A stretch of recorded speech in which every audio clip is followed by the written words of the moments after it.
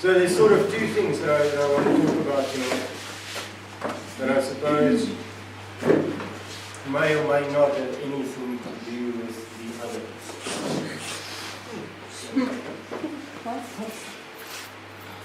The one is maybe something that I just want to quickly get out there, and the other one is, I'll talk about a bit more. I spoke to Jock a bit earlier this week about this concept that we often have in the church, and that is that there's a competition between God and Satan. That they sort of, each other's nemesis, if you want to put it. There's no Batman in the world. God is not Batman and the devil is not Joker. God is not He-Man and the devil is not Skeletor. There is no opponent to God. Full stop. You cannot beat someone who is stronger than you and knows everything before you know it. Amen. Okay? There just isn't a way to beat it. You can't strategize or plan because he knows what you're about to plan. You can't sucker punch him because he sees it coming. So there's no competition. When the devil got upset in heaven one day and he decided he's going to take a third of the angels with him and he walked into God's throne room, what happened? God didn't even stand up.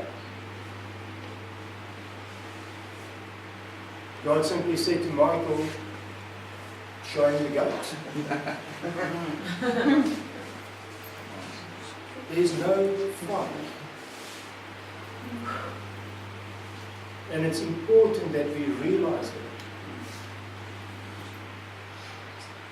Because if we keep on thinking that there's a fight between God and the devil, we forget that there is a fight is between us and Him. Amen. We keep on thinking that God and the devil are going to sort each other out. Then we are not in the right mind to interpret our lives the right way, to be ready for what comes our way. God is going to be God. It doesn't matter how many people are going to go to hell and how many people are going to go to heaven. He's going to be God at the end of it. He's always going to be God, and He always has been. That is not at stake. So we need to understand. We really need to understand.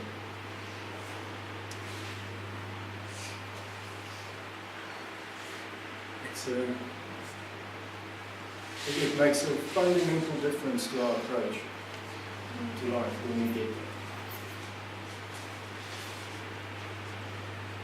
there. It removes so much fear out of the situation.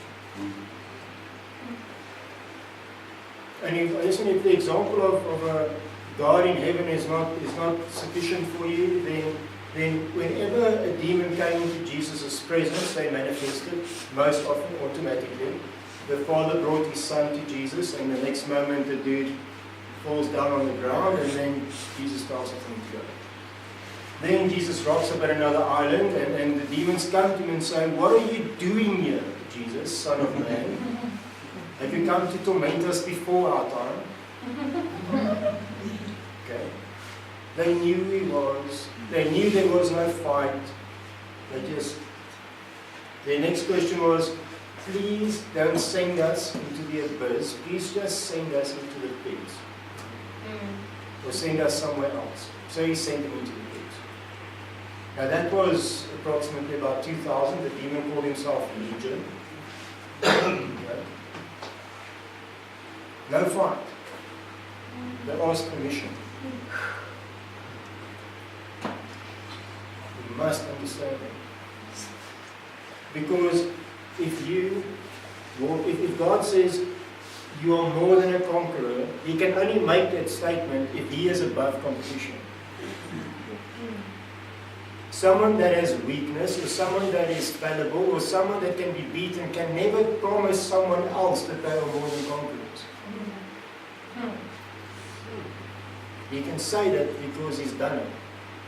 Because he knows he's winning. So because he's who he is, I can be who I am.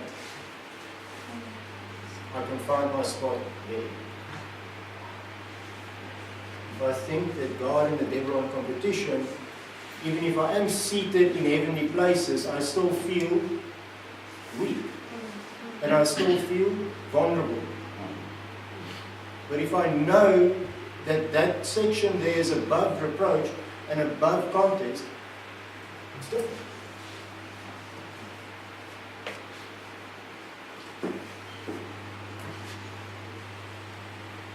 Okay, you got that? You can talk about that for a long time. Going to. There's two questions that I want to ask, because I was thinking about them today. I'm thinking about how quickly we make certain decisions, and we don't really have foresight. So the one question that you can answer for yourself is that what if I wake up 2 years from now exactly the same as I sit here today? That's the one. The same way of thinking, the same circumstances, 2 years from now. The other one is, what if I wake up 2 years from now with the consequences of the choices I make today?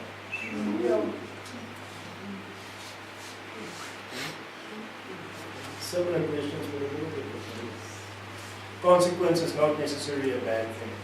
Okay? Consequences is merely the result of something. So it can be good or bad. If you're sitting in this seat, you've got some really bad consequences in one way, but it still beats dying, so it's kind of good. So it's a little sweet thing. But what if I wake up 2 years from now, the consequences of those choices?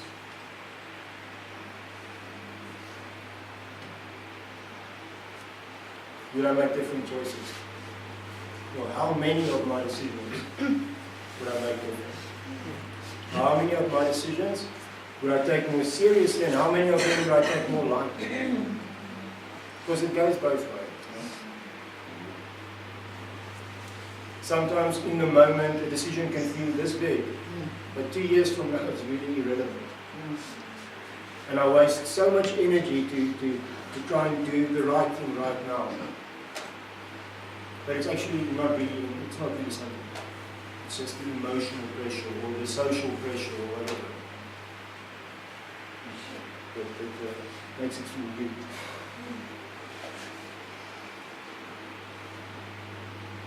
And other decisions might seem small, but we use an example. So this doesn't count for us because we stuck that in our property. But some guys manage to do this. They manage to be 16 or 15, go out with their mates one night, it's a house party, the parents are there, there's alcohol. Huge emotional and social pressure to get drunk. And they get drunk. And they go home, and the parents freak out, and that's the end of it. That's the end of it. Sure. Apart from the broken trust that they have to build. But you get that kind of thing, you get quite quickly if it's your first offense.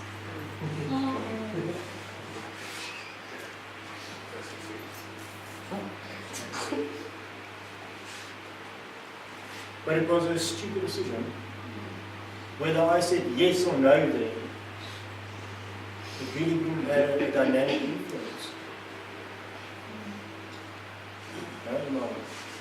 You get what I'm saying? I would still go to school on the Monday, I would still greet the same people as I would have on the Monday. Nothing would have changed. if I said no? Or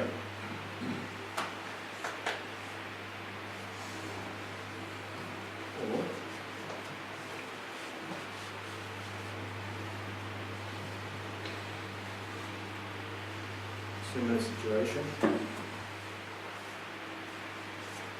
So yes. So yesterday, I get into the car with my lady. I drive and I hit the pedestrian. Game over for the pedestrian.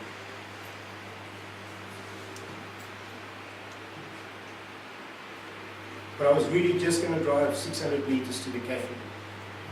I really was, just to the 25 quick shop. You know, it's 2 o'clock in the morning. Do the whole way 2 o'clock in the morning. But I hit something. Seemingly insignificant decision that morning. I might even be 24 and have my license. But everything changes. My life is different 2 years from now. Depending on how nice the course are 2 years from now. Maybe a bit of dramatic example. But the principle says it's true.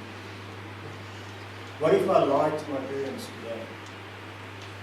What if I lied to my spouse today? What if I lied to my boyfriend or girlfriend today? What if I lied to my counselor today? What will the ramifications of that be?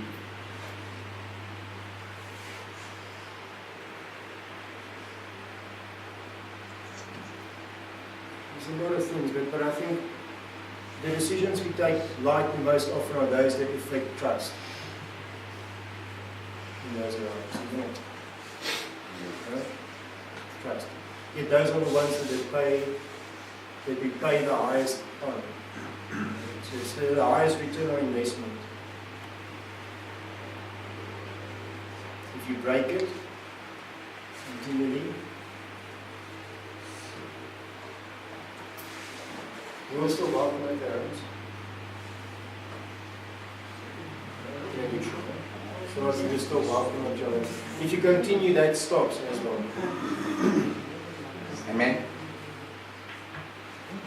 Yeah. I've said this before, but my dad he's got, my dad, you can sit at his house and or at my house here and then watch the cars drive in front of his gate in Victoria. So, kind of guys. He's got the cameras up and everything. When I used to scale the gate, he used to ask me, where did you get in? And then when I check it again, he's added new poles. And you know, he used me to secure his perimeter. So, and I did gymnastics when I was younger, so I'm quite agile.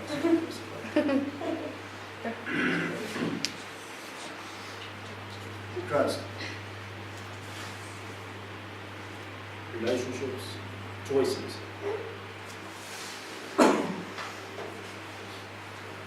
Whatever decision you make is either going to be an investment in your future or it's going to be a liability to your future.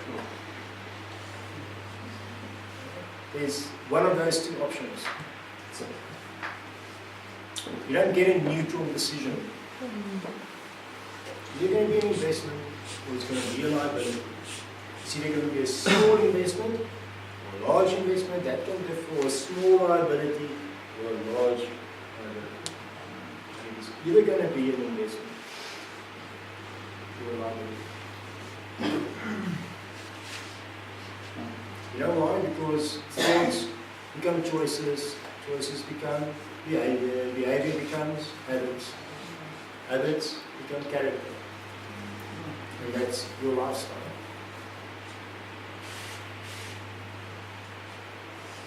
You make the same choice 4, 5, 6 times in the same situation, that is the way you automatically respond to that situation from there on. You don't even think about it anymore. Peak of addiction, you walk past a cell phone lying on a table and no one's checking it, automatic response, it's gone. Or your parents leave their wallets lying around, You see that dramatic response, the money is gone. Don't think about it. It's just there. It's bad on them for giving them all this money. That's how we feel about it. Plus, they've got a lot of money in those wallets. You just want some of it. No? Some still have it. It's not my fault I'm born.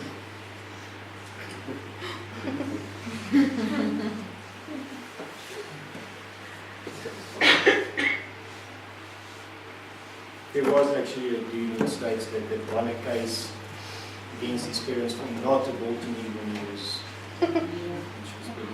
that's pretty ridiculous.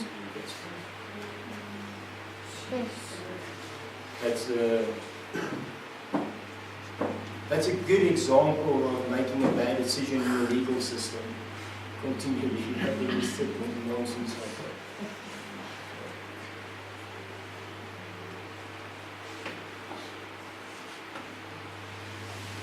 If you think you can change all the consequences and you can manage your consequences, I want to tell you, you will pay the price for other people's decisions as well.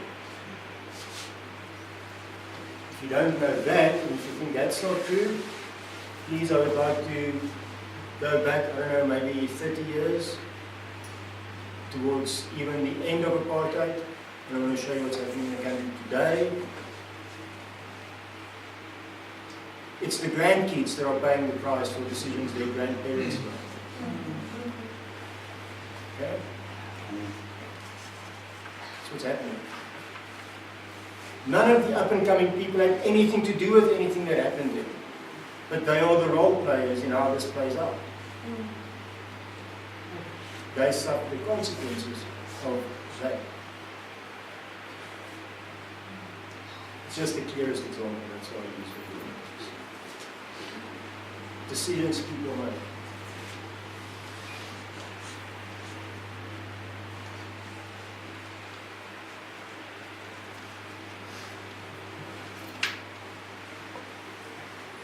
So what if you woke up 2 years from now with the consequences of the choices you make today?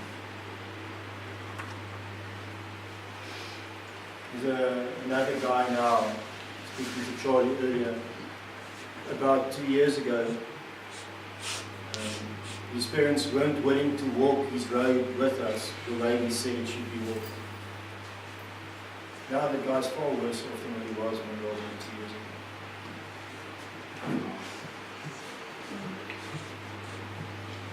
I'm not talking about his brokenness, I'm talking about the fact that he was a guy that suffered from severe PTSD when he was young. Parents took it lightly. If you don't take care of that stuff, it gets worse. Stuff's up your head.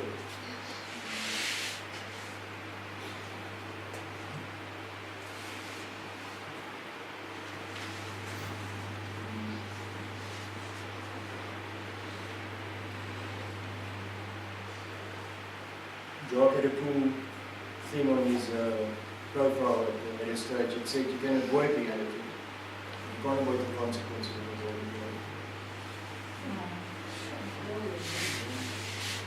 It's truth.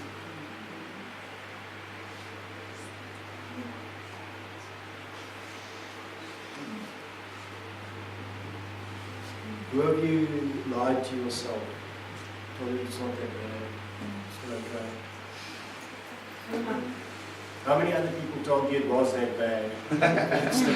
It still wasn't that bad. It's bad. It's always worse for the people around you because you know exactly what you're up to at any point. So it's always worse for them.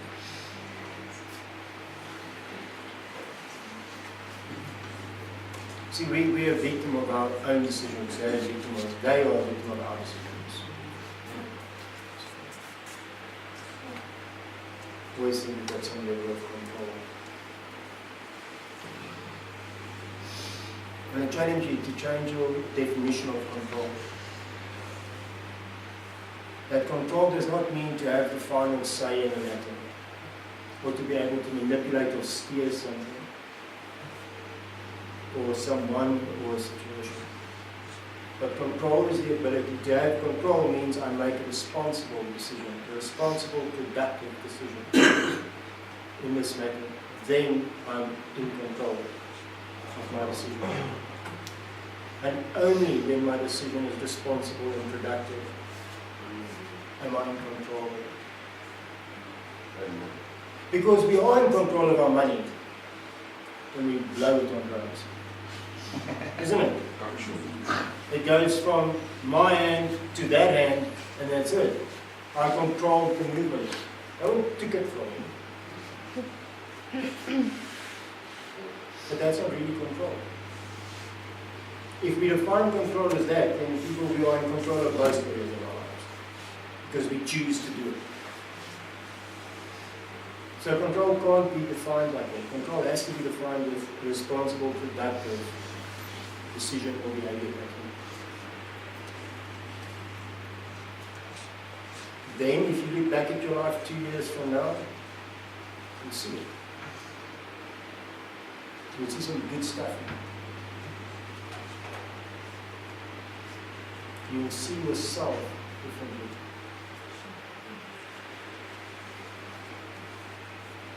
Being clean doesn't make you wise, doesn't make you productive, and it doesn't make you responsible. And being clean makes you clean. Amen. That's it. That's it. All it does. Please stop thinking that getting clean is going to open up the world's doors for you. Please stop thinking that getting clean is going to turn your whole life around. It's not. You're going to be clean. Now you're going to be back on par with every other normal person in society.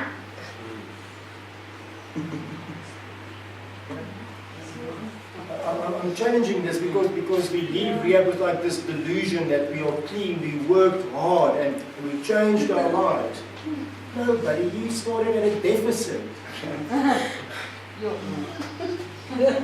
You're supposed to be here. Getting here is not a flipping achievement.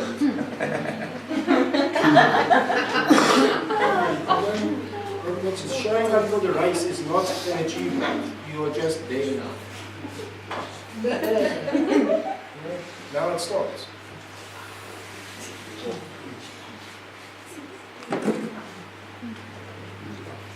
Your time here is just to teach you to make decisions that you can be proud of 2 years from now. Amen. Decisions that you'll see the fruit of 2 years from now.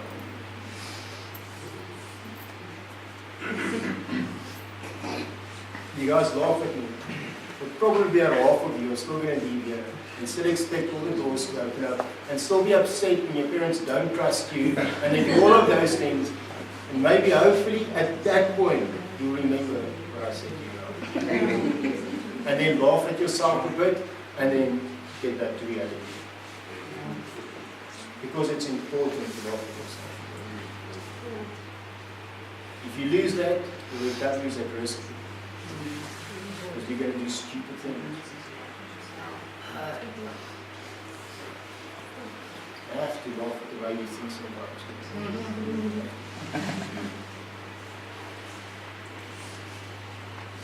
My wife had a discussion with my dad earlier in the week, and my dad just said to her, Danny, there is nothing normal about the two of you.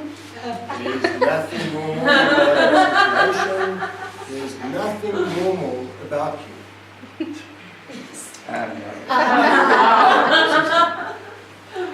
12 years down the line. Still says that.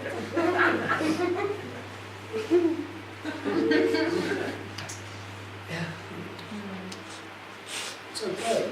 You just have to laugh about this kind of stuff. Because it really, it could have been worse. For all of us, it could have been worse. Doesn't matter how bad it was for you, it could have been worse. Because you're sitting here today and you've got the opportunity to make good decisions going forward.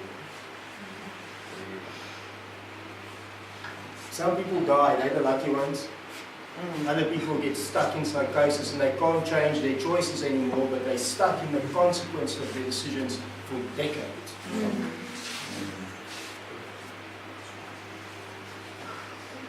And that's freaking torture.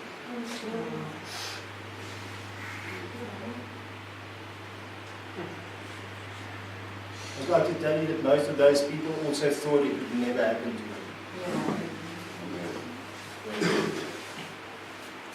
I know two lighties whose dad and mom thought they were really clever. These guys got into a fight with cops, they broke the one cop's back and they damaged the other one badly. And then the parents thought, okay, let's give them this medication. And then the kids went and they took drugs on it, and now both of them are gone. I would walk next to the one guy, and he would talk to his mom on the phone, and he'd tell her about the tanks pulling in and the choppers coming over. He's in rehab next to me. In his head, he's at war. Like war. Find him. You don't find him, he's gone between 1 and 3. But you go into his room in the morning and there's a pile of rusted steel junk that he found somewhere on the farm. I don't know what he thought it was.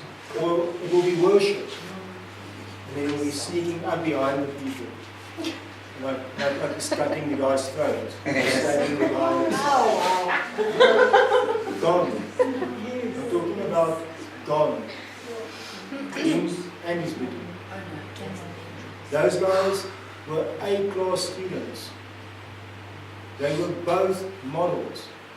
They were both what do you call it? They were high-class martial arts people. They had everything. Now they have nothing. Not progressively, because of one decision. In a moment, everything got lost. I'm not saying that to stay, I'm just saying that's reality. That's reality. That's his reality. It's his mom and dad's reality. Imagine a mom and dad thinking they were going to save their kids and no.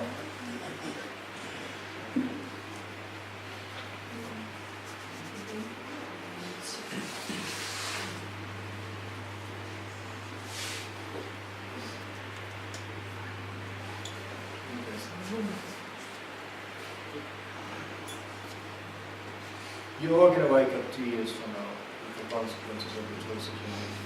You are going to.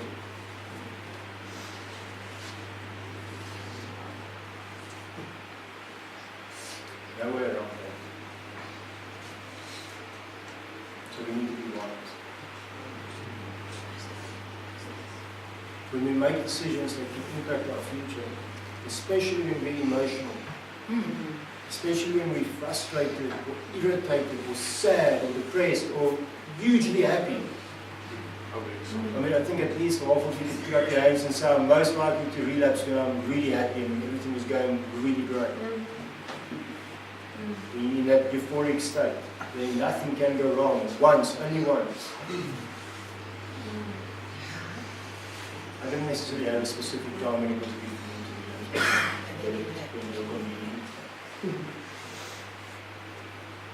But I'm just saying, when the emotions are overwhelming, and just ask yourself, the decision I'm about to make, do I want the consequence of this in my life 2 years from now? Please don't be clever and give yourself best case scenario answers or best case scenario outcomes to your decision. Always better to look at the worst case scenario.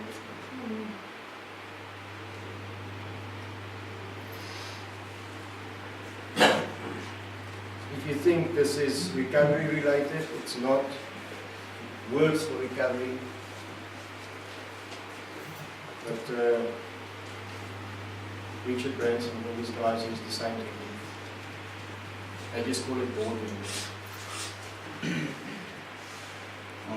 You know, the guy that will tell you, you want to make that decision, but if you look at this 2 years from now, this will be the financial implication of this decision. Your sales will go up now, but will drop then.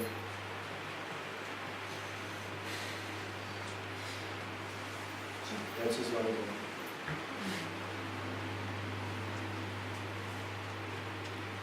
If you want to do this, you need to do this, this, and this first before you can do that. Then it will be sustainable. How many projects have you done and you start, you fly, and then fly?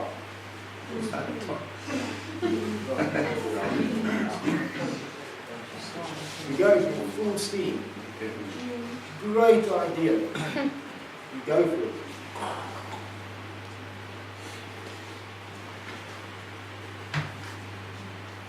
We don't understand sustainability for some reason.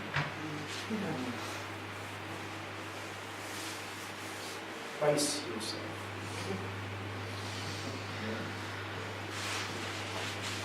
Just good at facing yourself.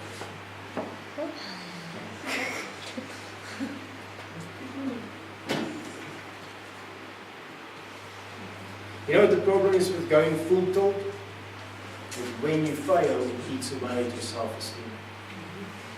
And you're less likely to try again.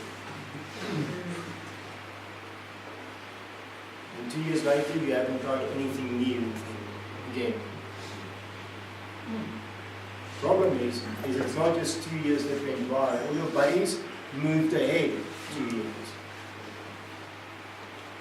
So now instead of being 2 years behind, you're 4 years behind. No? No. So face yourself. Know what you want out of life. Dream big, dream huge. Dream bigger than you. I'm a firm believer that if your dreams don't scare you or intimidate you, it's the wrong dreams. Get something that does. But face yourself. Don't go study law because you want to be holy. Go and do that.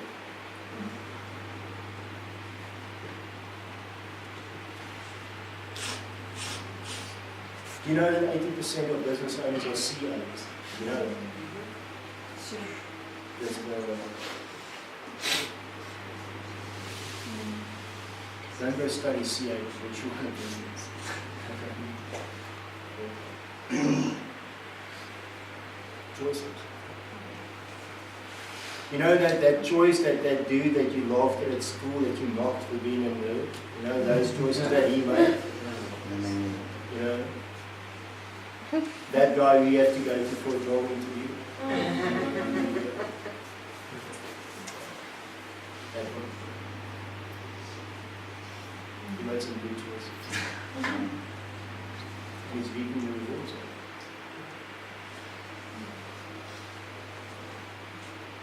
If you work hard now, you can relax later. A good relax, not the relax we have that you have to worry about the phone call that's coming, or the cops that's looking for you, or any of those things. The good relax, the real rest. You know, there where God says is that He adds no sorrow to your increase. Where He says that a man of integrity stands firm. Make the right decisions. So whatever I have is mine. It's safe.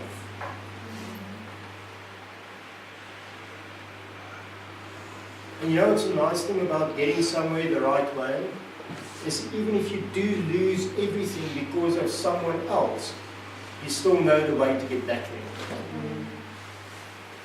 If you got there the wrong way, you got there by chance and by luck, and you got no clue how to get back there. And that's scary. But if you get there the right way, you know the way. Amen.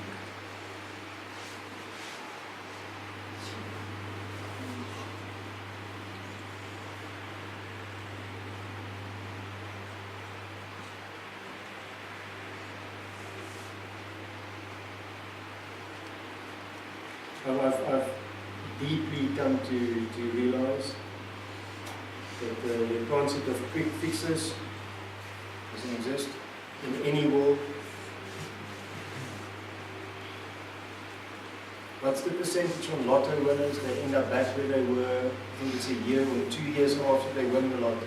Financially, they're exactly back where they were.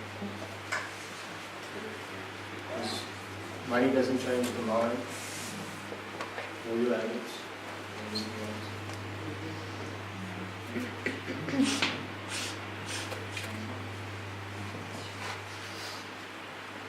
I just want to say something here, and then in that I'll start wrapping up.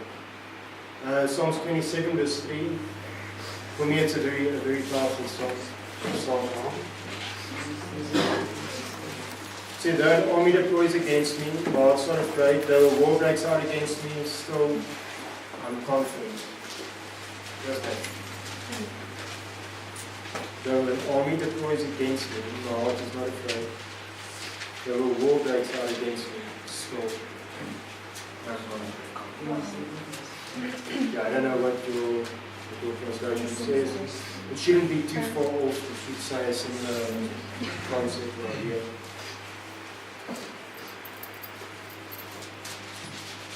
I know that the Word of God says, and this sort of ties in with both of the things that I said, the one that drives in both contexts, and the other one that decisions made with integrity and in righteousness. It doesn't matter who's on the other side of the table, and sit down and enjoy my feast. Psalms 23, 6. Though a war breaks out against me, still I'm confident. When I stand on the truth, my footing is sure.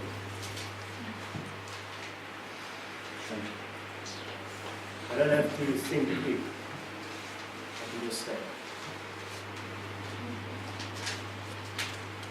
If you don't know what that feels like, I encourage you to start making new decisions. And before long, you will know what it feels like.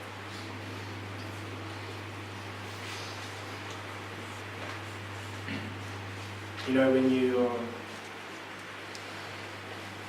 you'll notice it the day when you receive a phone call from one of your folks, and you're not nervous when you see their name on the phone. Exactly.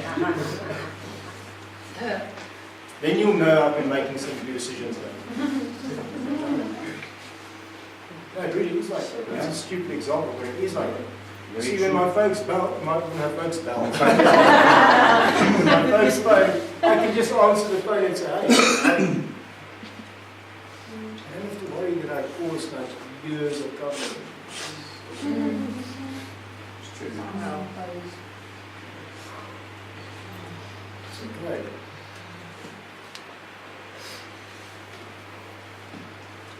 That never changes.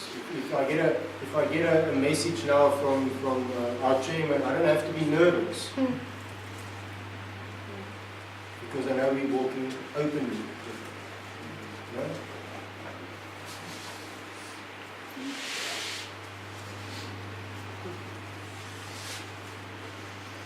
And we will counsel a portion for a surprise counseling session.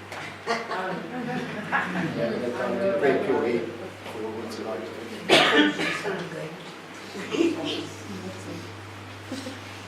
But you've already seen me this week.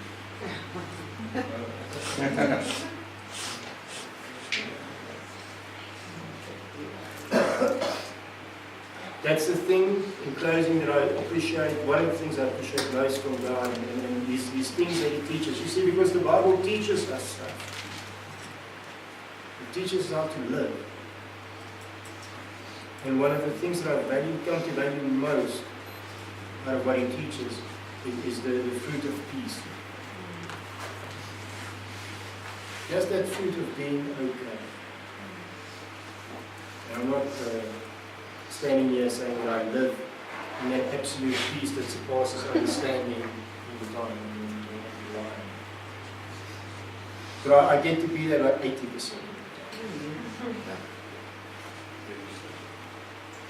time. You You know, I can sleep at night. I don't wake up because I've got stuff bothering me. I can sleep. I do wake up, but that's because I have to go pee. It's not because I've got like an emotion. It's eating away. It's not because I'm restless. If I go to bed and I wake up because I'm restless, I know something is wrong somewhere. Then I know something is happening in my environment that's not good. And I need to go check. Because I'm at peace. I don't have my own stuff chasing.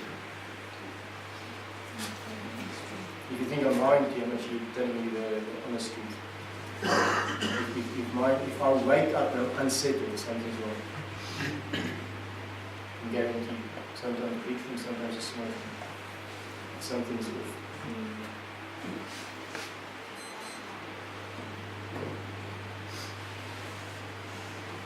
But I think that's why God wants His children to be in peace, because it makes us aware. Amen. Not something bigger than us. If I'm not at peace, I'm worried about me. If I'm at peace, my eyes go open.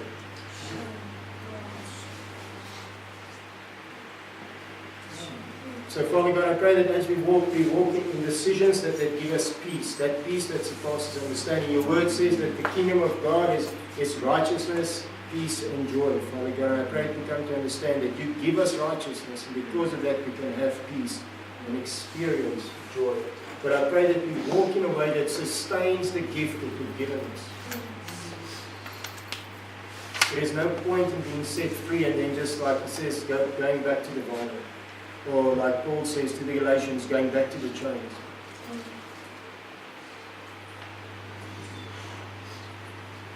I just really pray, Father God, that you show us how all-encompassing your word is, and that it really addresses every area of life. And it gives us wisdom for every area. We really don't have to go look for it from 100 different people. We can just read it, check it, and make a good decision. I thank you, Lord, that you put wise people in our lives, and we all have those people that we learn from. I thank you for that.